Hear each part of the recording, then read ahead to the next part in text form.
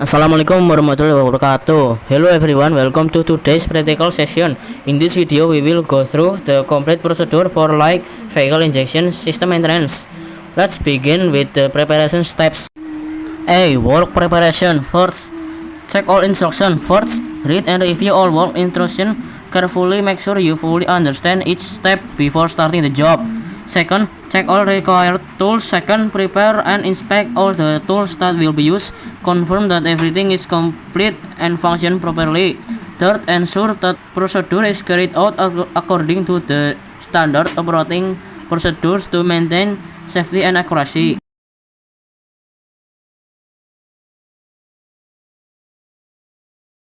Fourth, measure the battery voltage using a multimeter. Set the selector to ohms to perform calibration and adjust it until the needle or display reaches 0. After calibration is complete, switch to the multimeter selector to DC volts to measure the battery voltage. The measurement result shows 12.72 volts. The standard range for a battery in good condition is 12.5 and 12.9 volts, so it can be concluded that the battery voltage is in good condition. After completing the measurement, turn off the multimeter, set the selector to off, and tidy up the probes.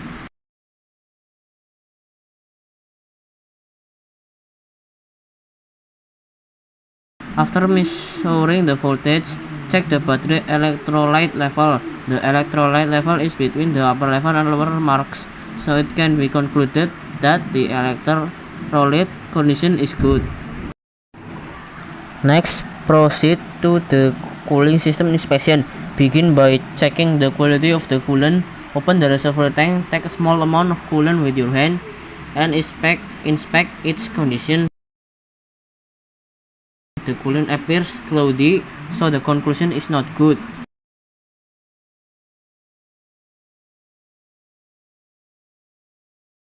Then check the coolant quantity.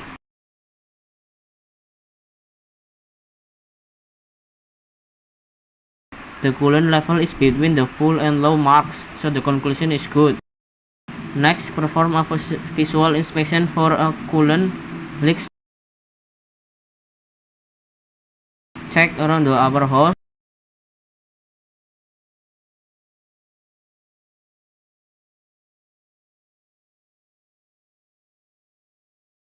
lower hose, and underneath the vehicle. No leaks were found, so the conclusion is good. After that, inspect the radiator cap function using a radiator cap tester. Remove the radiator cap from the vehicle. Open the radiator cap tester. Attach it to the appropriate adapter and testing system.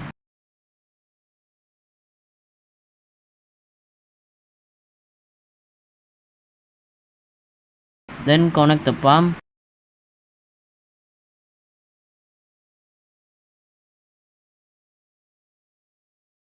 The tester and observe whether the gauge needle moves. The needle does not move, so the conclusion is not good, and it is recommended to replace the radiator cap immediately.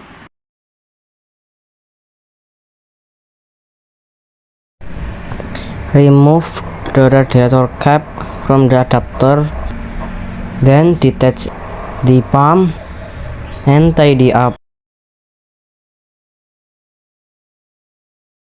Reinstall the radiator cap onto the vehicle and tidy up.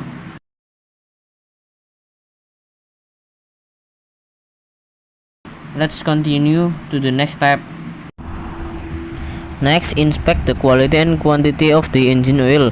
Pull out the dipstick and clean it with a cloth or rag. After that, reinsert the dipstick fully. Wait a few moments, then pull it out again to check the oil quantity. The engine oil quantity is at the full level, so the conclusion is good. Then wipe a bit of oil from the dipstick between your fingers to check the oil quality. The engine oil is thin and black, so the conclusion is not good. Then put the dipstick back, and let's continue to the next step. Next, Clean the air filter. Remove the air filter from the air filter housing.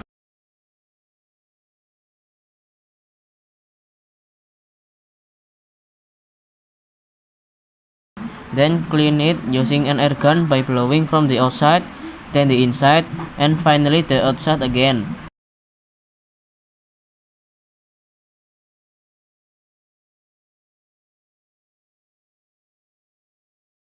After the cleaning process is complete, place the air filter back into the air filter housing and lock it securely.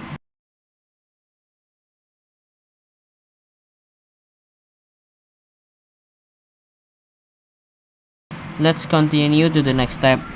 The next step is analyze the vehicle using OBD2 scanner. First, prepare the scanner and connect the 16-pin connector to the diagnostic port located under the vehicle's dashboard.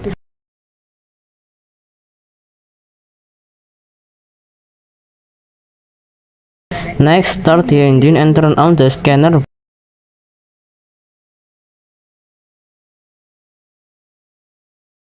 Press diagnosis, then press enter. Select the manufacturer Daihatsu, then press enter again. You will see two options, domestic and international. Select international, then press enter. After that, choose diagnosis and press enter. Move the cursor to the second option, AV, and press enter.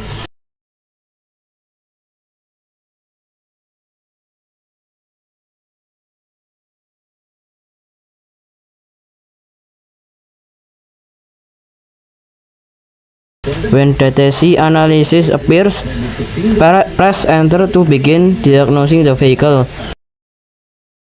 A trouble code appears indicating a problem. Inlet pipe pressure sensor signal system. Press the escape button, turn off the engine, and go to the engine bay. Locate the inlet pipe pressure sensor and inspect it. The issue is found, the sensor is disconnected. Reconnect the sensor securely.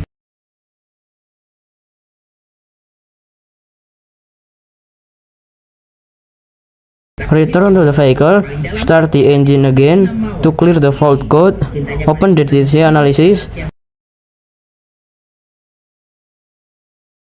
select erase and press OK.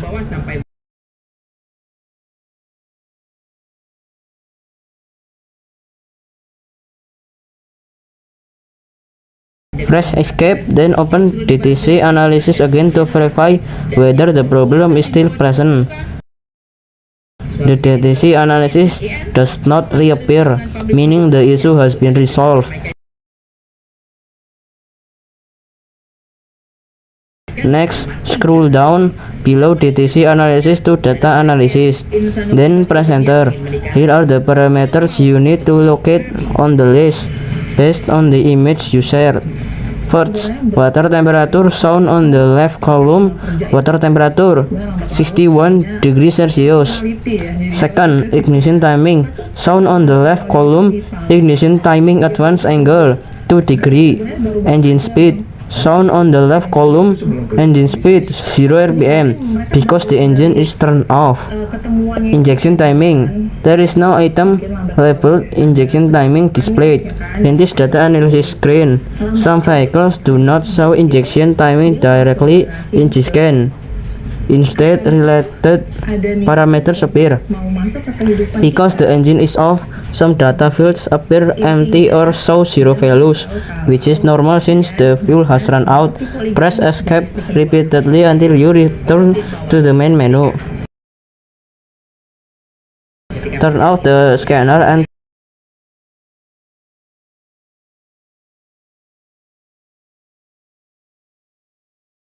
turn off the engine. Disconnect the connector from the vehicle and tidy up the equipment.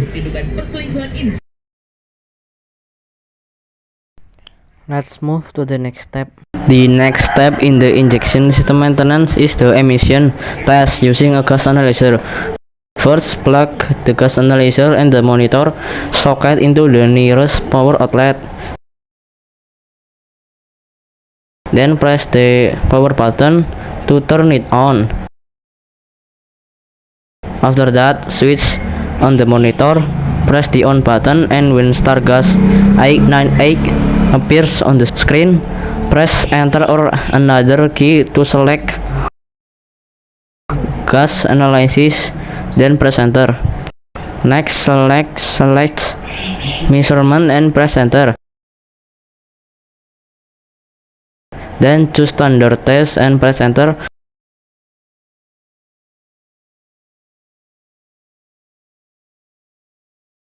While the system is still loading, attach the gas analyzer probe to the vehicle's exhaust pipe.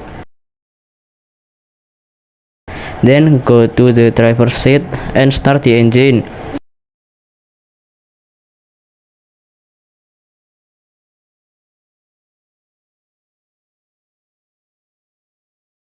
When the message O2 sensor exhausted appears, check the confirmation box and press enter once the loading is complete.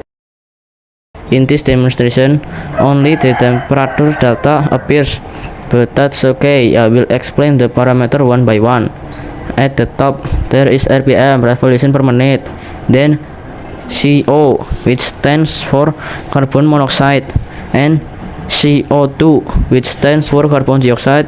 Below that are temperature, hydrocarbon, Hc, oxygen, O2, lambda, and CO, CHOR, which means corrected carbon monoxide value. After that, press the menu button, select the paper icon, and press enter. Press enter again. Here you can type any description you prefer, but I recommend filling it according to the vehicle specification and condition. Once finished, press enter and the gas analyzer will print out a receipt containing the measured data along with the information you entered. When everything is complete, press escape until you return to the main menu. Once you are back at the home screen, turn off the gas analyzer and the monitor. Then remove the gas analyzer probe from the vehicle, unplug both power cords, and neatly store all cables and the probe. That concludes the inspection section. Now let's move on to the next step. The next step is completion stage. First, clean and organize all tools and materials, tidy up the scanner and place it back in its bag.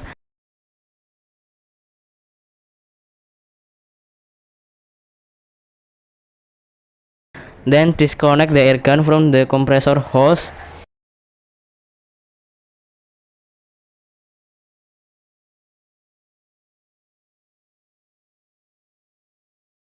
Remove the fender cover and grill cover from the vehicle, followed by removing the steering cover, transmission knob cover, floor mat, and seat cover from the driver's seat.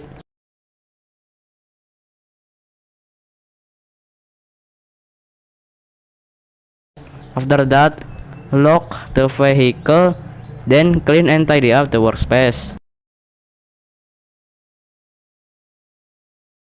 And clean as well as organize the work area.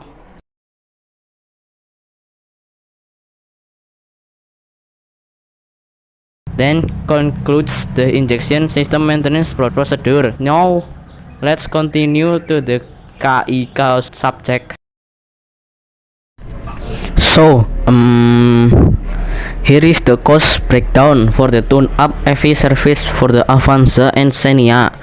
First, the Daihatsu Genuine Angel Oil OW20 was used with a unit price of 100,000 rupiah per bottle. Since the engine requires 4 bottles, the subtotal for the engine oil is 400,000 rupiah. Next, we use Daihatsu Genuine Radiator Coolant, priced at 125,000 rupiah for 1 unit. Then we replace the radiator cap with a 1.1 bar model, costing 75,000 rupiah. Cleaning the air filter and checking gas emissions are both free service. For the labor fee of the tune-up service, the official workshop charge is 100,000 rupiah. After adding all the subtotals, the total payment for the entire tune-up EV service is 700,000 rupiah. Is EFI actually good or just complicated? Let's break it down. First, EFI makes fuel use more efficient because the mixture is controlled by the computer. The combustion is cleaner, which means lower emissions.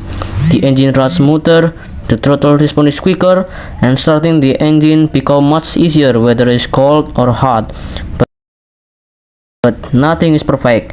When something goes wrong, EFI repairs can be expensive because of the sensors and ECU. It also requires special tools like scanner, so not every small workshop can handle it. And most importantly, EFI is very sensitive to fuel quality, so EFI is efficient and modern, but it needs proper maintenance. Choose what fits your needs.